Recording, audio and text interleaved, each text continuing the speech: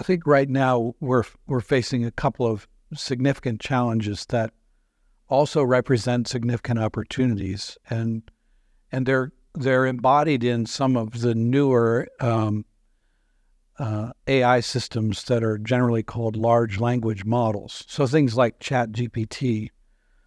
And among the concerns that I have about the technology are more about its use than about the technology itself. I think that we have seen in the last decade the impact that AI has had in the way that people obtain information, in the systems that people are using now, whether it's a social network or a streaming video television site. The systems that are in place now will reinforce, give us more information that's like what we've chosen to see before. And those systems over time narrow the topics that were shown or the things that are recommended to us.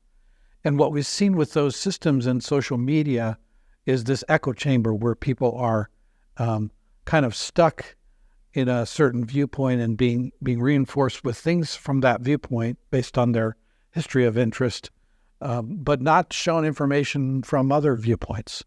And so we've already had some effect of these AI systems in polarization, for example, across the Christian community, political polarization from this information feed that we have.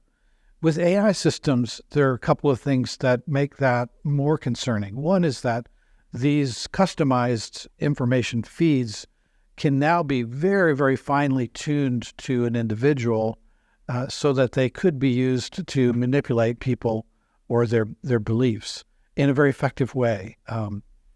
I think sort of related to that, I have a concern, and as somebody who's been involved in the internet since before there was an internet, we've always asked the question of, at what age should kids be accessing the internet, and what sort of supervision should we give our kids as they're using the internet? And today, the internet, and there are lots of AI applications in the internet, so it's kind of AI in applications.